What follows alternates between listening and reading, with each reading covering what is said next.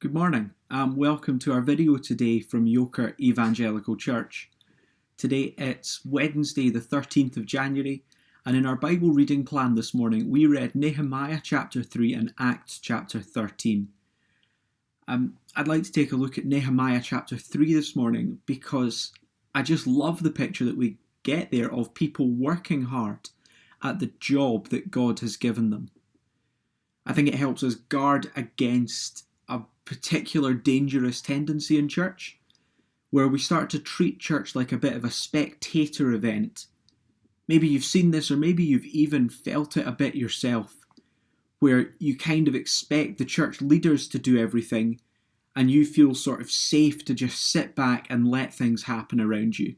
You don't see the need to get stuck in. You think, there's the professionals, the leaders are doing it. And I think this chapter in Nehemiah shows us something entirely different. We've seen over the past 2 days that the people who have gone to Jerusalem have been left this task of rebuilding the walls. The thing that they have been told to do is you need to go back to the city, build up the walls again. And I'm really encouraged as I read this chapter to see it's not just Nehemiah that builds up the walls. Nehemiah doesn't run in as a one-man show, roll up his sleeves and say, everybody step back, I'm going to do this. No, he is not the hero who does it all. In fact, as we track through the text, we see all kinds of people getting stuck in. This can be one of the chapters that we're tempted to skip over. We see a long list of names and gates that we really have no idea who they are or where these gates are. But it's well worth spending time in this chapter and just focusing in on the details. I love seeing that all kinds of people get involved in this work of building the wall. So as we read through, we can just take note of a few of the different ones. There's loads of priests that get involved. We're told of various sons who get involved, of goldsmiths. Even I love in verse 8, we're told perfume makers get involved. And in verse 12, there are Shallum's daughters, these women who get involved. At the time, that would have been unusual for women to get involved in a building project. Even in verse 14, the rulers over people, men who presumably would have normally never gone near manual labour, they see this job that God has given and they say, I'm going to get stuck in.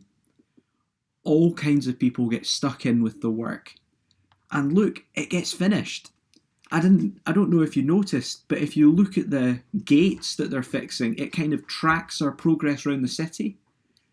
So while I've never been to Jerusalem, I feel like reading this chapter, you almost walk round the edge of the city and see all the different gates. And it's amazing to see how they go the whole way round. So in verse 1, Elisha the high priest and his fellow priests went to work and rebuilt the sheep gate.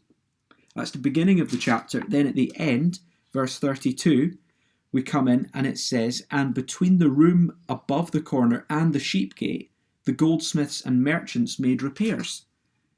So you see, we start at the sheep gate, we finish at the sheep gate, with all the people working together, these unexpected workers. They go the whole way around the city and the job gets finished. These unexpected people who could have easily stepped back and said, I'm not building a wall. I'm a perfume maker. I have no idea how to put bricks and mortar together. But because it's the task that God has given them, these people all muck in. They do the task that God has set out for them. And I found this helpful as I think about our church. At the moment on Sundays, we're thinking about our job that God has left us. We're thinking through our theological vision and our goal as a church, which is to make disciples. We are about the business of disciple making as we grow and go together. And this morning, I want us simply to take heart from Nehemiah, to follow this example, and to see how God's plan uses all his people. He uses them doing things that often they never expected they could do. He uses perfume makers to build up walls.